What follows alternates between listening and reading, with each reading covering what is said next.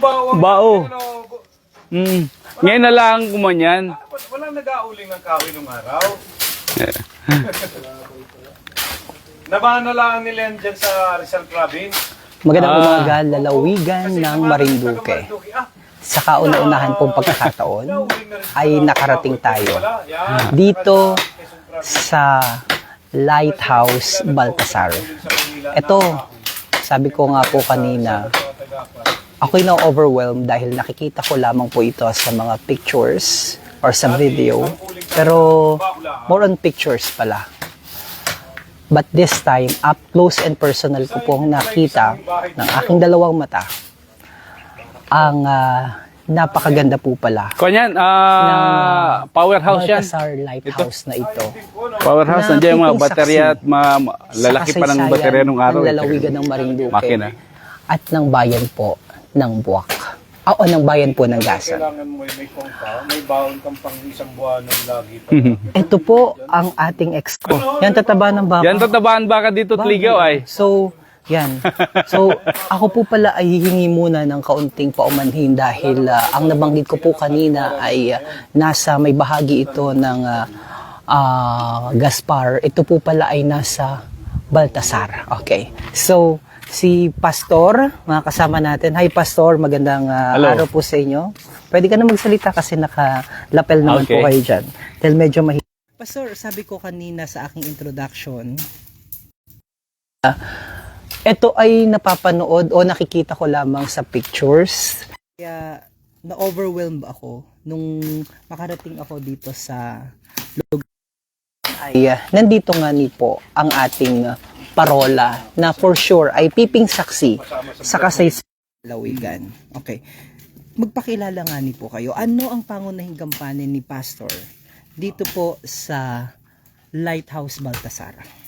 Ako po si Pastor Leonard La Rosa. I'm one of the two light keepers here in Marinduque. To keep the lighthouse operating. So hangga't maaari wala dapat itong ligta or palyang operation nito. So every time na may madedetect na walang ilaw, so agad naming inaayos ito. Gaano na kayo katagal, Pastor, na namamahala o nangangalaga dito sa, kasi sabi mo si Sir Si ngayon, J-Mark, si J-Mark ngayon yung dahil isa ka lamang sa dalawa lamang sa habang ang lighthouse na meron sa Marinduque ay medyo marami-rami rin dahil meron tayo sa Balanacan. We have 5 here in Marinduque po. 5 in Marinduque. So pero bakit dalawa lamang ang housekeeper? Siguro ay parang sa kakulangan na rin sa Budget and resources. Budget resources ng Philippine Coast Guard kaya ang staffing ay ganun kalimitado. So kayo bago kay J-Mark, napuntahan na kayo dito. Kayo ay nangalaga din dito. Okay. Sige po. Kwento nyo naman tayo. Gaano na kayo katagal? I was hired in 2017 as light keeper. Tapos si J-Mar actually ay mas nauna siya sa akin dito. Okay. Okay. So, Pastor, yung daw aking lolo, na tatay ni Dr. Villaluz Pahilagmago, familiar ka sa kanya? Hindi na Sa po. Dili, okay. Ay isa rin sa mga naunang nangalaga daw dito. Nakita ko dun sa comment feed kanina. Right. But anyway, it's very interesting to know. Oo. But sige po, continue dun sa sinasabi. Ang tawag daw sa kanila dito noon, yung mga nangangalaga ng lighthouse ay mga torero. Kasi tore. Sila yung umaakyat ng maga at saka hapon doon sa tore para sindihan yung parola. Actual na sinisindihan. Yes, opo. So they were equipped with lahat ng diesel dyan, kinakailangan para sa pangangalaga nito. And their families were here. Dito sila talaga nakatira. Medyo mainit. Pastor, tama po yun. Nandyan daw sila. Ang dami daw po dito dating mga punong mga namumunga. At marami ding residente daw po dito nung una. Okay. Araw. Sige. So, Pastor, kwento mo nga sa amin ang kasaysayan nitong ating Baltasar Lighthouse. Ito ay hindi po ito yung unang parola. siguro mga almost 100 meters from here naroroon, or 50 meters from here, naroroon ang lighthouse sa bandang ito. Itong bagong structure was built in 1980s, early 1980s, ng mga Japanese. Oo, kagaya nga nung nakasulat doon sa marker natin dyan, built in parang 1984. No? At ito yung GRP panel na. So maganda ang pagka-konya. Yung una was pure steel. Yan.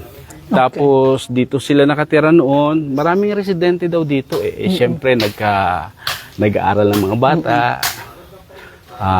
Sinusuplayan sila dito ng inabutan pa yung may mga matatandang lightkeepers kaming naabutan na nagkukwento na dinadalhan sila ng supplies ng mga Amerikano noong araw. And then transition into sa Philippine government na ganun pa rin. Hinahatiran sila ng rasyon dito kasi mahirap nga ang transport doon sa mainland. So their families were here, dito lumaki ang mga bata nila. Ang iba nakapag-aral na, unti-unti nang nawala yung mga residente. Right now, wala na pong residente dito sa dito sa Baltasar. Ganyan. So, Philippine Coast Guard na lang ang pupunta dito. Okay. So, from 2017 up to now, alin ngayon yung pinapangalagaan mo? Yun pong nasa Balanacan at saka yung sa Santa Cruz, sa Balogo. Alright. So, eto, binigay na ang nangangalaga na nito si Kuya Jaymar. Si Kuya Jaymar. Mr. Lian Narizas. Okay. So, Pastor, ano bang kalagahan ng pagkakaroon ng isang parola na kaparehas nito? Para sa ating mga manlalakbay na mga mandaragat o yung mga mangingisda, at the same time yung ating mga kapitan ng mga barko o ng mga vessel. Opo, ang navigation during the night ay napakahirap. So, lalong-lalo na kapag masama po ang panahon. So, itong parola is very important dahil ito yung nagbibigay ng direksyon. Lalo na ng refuge, halimbawa, doon sa mga in distress at sea. So, if they are in distress, they just have to find a lighthouse at there is safety there, kumbaga, pupunta sila doon. Saka ito rin, pag akyat natin mamaya makikita natin yung ito overview. Actually, ito actually light station Tres Reyes is overlooking the Tablas Strait, yung dinadaanan diyan, Mindoro, Romblon, ng mga malalaking vessels din na domestic. Usually biyahe ng south. Visayas region. Visayas and Mindanao. Okay. So, maalala nyo noong 1980s yan nung nagkasunog ang Doña Paz. Nakitang-kita yan dito. MB Doña Paz. Oo, dyan yan dumadaan. MB Doña Paz. Kitang-kita doon sa meron na ito noon. 1980s. Nandito na po ito noon. Na ito. Pero hindi pa ito? O ito na yun? Ito na yun. Posible. Oo. Tapos, yung unang components niyan ay yun yung secondary, kasi ito major lighthouse ito. Secondary, so ang mileage niya malayo. Ano ibig sabihin nakalagay po doon major? Major nga po lighthouse. natin ito. Major. Actually, major, sandali ha. Nakalagay dito major siya eh. Major lighthouse. Major lighthouse po siya Primary Tres Reyes siya. Major lighthouse. Primary siya. Oo. So ang distansya ng ilaw niya ay malayong-malayo. Like, ilan yung pinag-uusapan natin? 6? 22 nautical miles. Ang layo pala. Yung mga ibang lighthouses natin dito sa Marinduque ay primary lamang. So, para lang sila doon sa mga nangingisda. 7 nautical miles lang yun. Ito, 22. Okay. So, kaya, yung Tablas Strait, which is very important passageway, correct, ay yun ang iniilawan niya. At yung dating ilaw po nito ay rotating, yung malaki. Ngayon nasira na siya, so bago na itong ilaw nitong lighthouse. Pero parang nasa secondary na lang ang classification nito ngayon. Ito sa ngayon, okay. Pero binilt siya. Ano po ibig sabihin ito? Pwede niyo pong explain sa amin? Latitude and longitude. Ito yung position natin. Okay. So, kung familiar tayo doon sa GPS, di ba? So, yung specific location niya, yan. Latitude 13 degrees. 13 degrees, 13 minutes, and 32 seconds north. And then longitude niya is 121 degrees, 48 minutes, and 46 seconds east. And ito po ay itinayo ng marina? No, itong marina ay, ito yung kwan. Regulating body. Yeah, parang ganyan. Oo. Okay. Under Maritime Safety Improvement Project. Because of the urgent rehabilitation of aids to navigation facilities. And meron ding nakalagay dito, Major Lighthouse. Ang type po niya ay SL 100PH1P. May mass o may bigat po ito na 3.9 tons. And then ito po itinayo noong March. Ito yung reconstruction na po siguro ito? Ito na po yun. Yan na yun. March 1994. Itong Ito mismo. Yeah. Okay. Under po yan ng, of course, nung Zenny Light Boy Company Limited from Osaka, Japan. So, akyat po tayo dito, Pastor.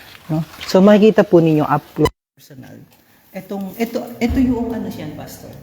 Ito yung battery niya. Ito ang battery Diyan niya. ina-charge. This is the charging controller. Itong charging controller para controlled ang pasok ng voltahe from the solar panel to the battery para hindi siya mag-overcharge. Ito battery din pero sira na. Sira na po yan. Sige. Pastor, akit tayo. So, aakyat po kami sa pinakataas. So, aakitin po natin itong taas ng emergency pastor sa baba. Susundan ako ni pastor. Mataas-taas po ito. So, kita po ninyo yan. Ang taas. 32 feet, sir. 32 feet. Yan. Yan nandiyan na si pastor. Wow. Medyo Makipot. kasi ay ito yung mga ipot na ibon. Napasok kami. Oo. Pasok kami ng ibon at nabuksan na tayong. So yan. Aakyat po tayo sa pinakataas. Exclusive niyo po yung mapapanood dito. Para po tayo nasa loob ng submarine. Ano? Yeah. Na nakatayo laang.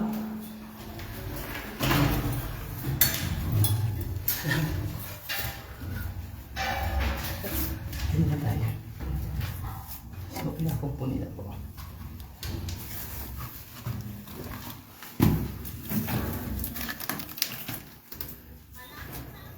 Yan, so, ongoing na po ang pag-umpun nitong ating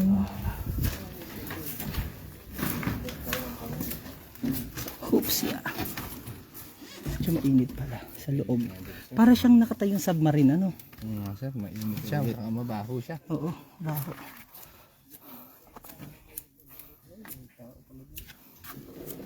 Talaga dito. Ang ganda na ano, overview. Ano. Dito to. Overlooking pala. Overlooking ano? Ang ganda. Ang ganda. Oh my God, ang ganda. Ang ganda. Ha? Elephant Island. Dito ba, sir? Ang ganda. Ay, ang laki pala nito, Pastor. Pastor, itong ano, itong nakikita natin na parang bahay na sira-sira na ito. Ano po yan? Pastor, itong bahay na sira-sira na nakikita natin, ano yan? Ito po yung dwelling niya ng lighthouse. Yung mga lightkeepers and their families used to live here. Yan, American type yan, built in the 1920s pa. So bago magkaroon nitong bagong kwan, nandyan na siya. Oo, nakatayo na 1920 siya. siya, American type. Oo nga, ano. Ang ganda, May ano. mga tangke ng tubig dyan na malalaki sa likod. Oo. Kasi puro sahod ulan yan. Oo. Ang Okay. gaganda pa ng kahoy niya. Nga, ang gaganda pa ng kahoy. Sana nilinisan, ano. So, saang bahagi dati nakatayo yung unang parola? Nandito. Nandiyan. Okay, so may malinis na bahagi na yun, ano. So, wow. Dito, nakita pa namin yung ruins noon. Oh, Three or mga 4 years ago ata kasi ay iniatas ng command ng Philippine Coast Guard na ang tawag dito, i-salvage na yung mga kwan.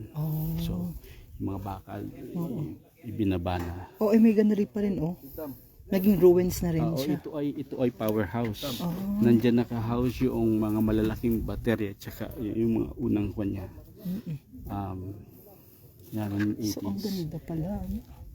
Ito yung Mount Balindig, Ayan. So, napakaganda. Meron tayo dito dati na mga tawag dito naka-stack na mga solar panels. Parang niransak na mga bandits na yun. Dito. Dami yun eh.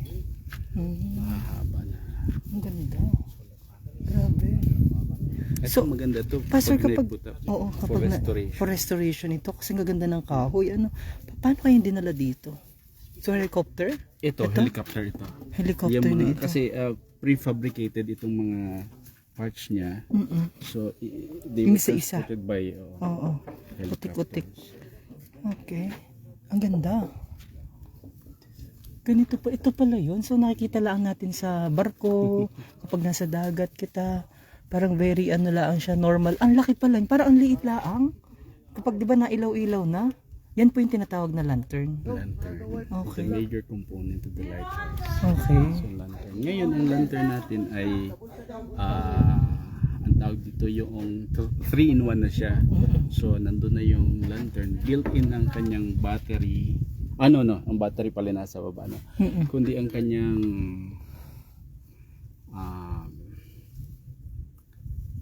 charge controller sa baba. Yung mga bago kasing lanterns ngayon, mga 3-in-1 na siya. Mga LED. Yung dati na sabi mo na ikot. Naikot. Meron Pero pang remnants yun nandun sa dwelling. Makikita natin mamaya yun. Okay. Ang ganda nung doon, nung rock formation, no? Ang ganda. Overlooking pala, ang ganda. So, ito yung private property ho ba ito? But this specific, specific Ito ay land area para sa Philippine Coast Guard? Philippine Coast Guard. This is 1 hectare po. Itong donated na ito ng mga provincial government. provincial government. So, ito, private property or under the provincial government? Ito mga private property siya. Okay. Parang 38 ata lahat ang landowners dito sa 38. Pero Sa ilan ang Baltasar. land area nitong kabuuan ng Baltasar Island? Hindi ko sure. Hektarya kabuuan. But ito lang vicinity ng lighthouse, ng light station, ay 1 hectare. So, So hanggang doon siya. okay. So, 1 hektarya yung dinonate sa Philippine Coast Guard. Yes. Okay. And then other may property pa dito ang Ito lang po, ito lang. ito lamang. Wow. So, Ang ganda nga kasi ito yung pinakamataasan siya, tapos plateau. kaya nga napakaganda dito. Na-amaze ako. Kasi, Ito ay romblon. sige, Romblon na yan. yung pinapakita po natin yung romblon. Bantuan romblon. Oo, may mataas din silang itong Yeah. nila? Kasi ang romblon ay maraming isla din. Correct, oo. Ito yata yung banton o yun. Okay. Ang ating mga mangisda from Torrijos Oo. at Buenavista Nakakaabot dyan. Pero yung sakop na ng hindi na municipal water yun eh. Kung minsan nagko-cross sila. Nagko-cross sila. Okay. And then ito, ito? Ito romblon pa rin. Romblon pa rin. Dito ang Batangas. So sabi mo mahalaga ito kasi ito yung passage. Anong tawag dito sa Villa Verde Tablas. Passage? Ito yung Tablas Strait. Okay. Ang Villa Verde ay nasa kabila. Medyo nalito na ako kaya importante yung GPS Kasi pag nandito ka na nakikita mo na lamang ay mga island at saka napapaikutan siya ng dagat So yun yung mismong location nito, yung nandun na binasa natin kanina. Okay. Tablas Strait yan. Ano mga hayop pa ang meron dito? Yeah, meron pa daw dito silang yung sinasabi Mga na wild. tabon. Ano Tabon na ibon, tabon. Parang halos manok daw siya kalaki. Hindi pa ako nakakita. Okay. Pero it's the one that buries its egg Okay. in the sand o in the soil yata yan. Oo. Ganon. Oo. Tapos kinakain siya. Oo. Kinakain siya. Ang galing Pero Wala, na-amaze ako kasi nung araw may mga naninirahan through pero sinusupply medyo lipat po tayo dito, medyo mainit na. So Nandito ang mga kabuhayan nila. ongoing. So nandito ang mga kabuhayan kabuhayan nila. nila. So anong ano bang pwede ba tong ano? Nagsasaka Tanim na? sila, yes. Nagsasaka sila. Actually, maganda yung lupa dito. Okay. Almost volcanic. Oh, medyo bob ka din ako. Okay pa to. Ayan, yun naman, makikita niyo naman, malawak yung plain niya, di ba? So, andito nga makabuhay nila. Dagat, palayan, halaman, nyug. Nyug, ang dami dito dati. Untog ka pa po. Sakit. Hindi ko pa nakita yun. Ayan, so ang lawak ng ano, ng karagatan, paikot. Ang laki na rin ng ano, lilinisan. Kung sakasakali, mayroong mga baka. Magandang tourist pa ba ako? Oo, gandang tourist pa. Oo, hindi lang naayos. Pero ang laki ng property nyo pala dito sa 1 hectare of land ng Philippine Coast Guard. Ano? So dapat kahit yung area na yun malinisan and then eventually, Yes. no? Pero maybe we can seek an assistance from the provincial government. Actually, ito ay kung ngayon, kumbaga hot issue dapat ito. Oo. There are some Claimant? private associations na recently they brought this up with the office of the president. Okay. Nakita kasi nila yung Potentials. potential for unang-una Tourism. Yeah, tourism and livelihood. Yung grupo ni Kwan, yung First Saturday Movers Club, Yun. Sino Toto? Toto ni Okay. Pangusena. Oo. I talked to him recently, parang 2 weeks ago, a week ago. Kasi nga ay yung letter niya to the office of the president, no? 2021 ay Sige, baba. Ibaba naman. parang hindi na aksyonan pa. Requesting, particularly itong Tres Reyes, yung Balanakan at saka ang Laylay Okay lang naman. Okay lang. na i-rehab dahil nga doon sa potential for investment and tourism. Correct. So ngayon ay the ball is in the hands of the PCG. So hindi pa namin alam kung ano ang magiging pangunahing mga hakbang. Pero ang suggestion ni Mr. Nepomuceno is ilapit sa local government units kasi mas malapit nga na sila ang makapag-asikaso nito. Okay. Parang nabasa ko yung ano na yun. Yung letter na yun. And alam mo ba, nakakatuwa ang isipin. Kasi nakwento ko, hi Kuya Toto. I used to be the secretary of Nung First Saturday. Wow, hello. So hinahanap pala dati. Hinahanap daw nila yung yung sabi ko kay Sir Butil. O sige, anyway. Sige, anyway, okay lang. Binagit ko na sa kanya. So sabi ko, and then anyway, for the meantime, mga kababayan, atin ang pag-uusapan muna ilang mga bagay-bagay. Salamat po sa inyong panonood. And we're so grateful dahil na-tour ko po kayo around yan dito sa Baltasar Island. I stand corrected po dahil kanina ko pa inasabi na ito po yung Gaspar Island. Yung Gaspar Island po pala inayoon. Yung una. Kasi mas sikat siya. Oo. Dahil yun ang napupuntahan. Livable. Yeah, Merong mga there are around 90 households na 90 household na. doon. Yeah. Isa ring malawak na usapin ho yan. So but anyway, ang importante, ang pinakasadya ko natin dito, of course, pinakita ko sa inyo ang napakagandang lighthouse na ito na ngayon ko lamang sa maraming beses na ako'y nagabiyahe papunta sa Balanakan to Talaw-Talaw Port. Lagi ko na-amaze ako nung maliit pa ako. Ano ba yung nagkakikislap na yun? Ay, lagi kong na-amaze ako. Nasabi ko kay Ama, sabi ko, Ama, ano yung nagkakikislap? Anong ibig sabihin? Tapos umiikot siya. Tapos naikot, di ba dati? Oo, naikot. tapos ay, basta pag nakakita ako ng, sa murang edad ko, pag nakakita ako ng ganito, ang lapit ko na sa Talaw-Talaw Port. So yun ang palatandaan ko talaga. Yun ang tumimo sa isip ko na pag may lighthouse, malapit na ako sa lupa. Yun, laging ganun ang ano ko, ang aking kaisipan, ano. Tapos ay naisip ko, paano na ilagay yun doon, paano inagana, ganyan. So ngayon, kala ko maliit lang siya na parang ilaw, yung pala ang laki sa malapitan. Kita nyo ho, yan ang laki. So yun ang tinatawag po na lantern. Lantern, ano po? Lantern. So yan ang primary component ng isang lighthouse. Okay. Yan, tapos merong bubong na para siyang nakatayong, sabi ko nga, para siyang nakatayong submarine. Malinis dati ang ganda nito. Nasira yung aming pintuan dyan, napasok ng mga ibon. So every time na may nakakapasok pa rin, hindi namin alam.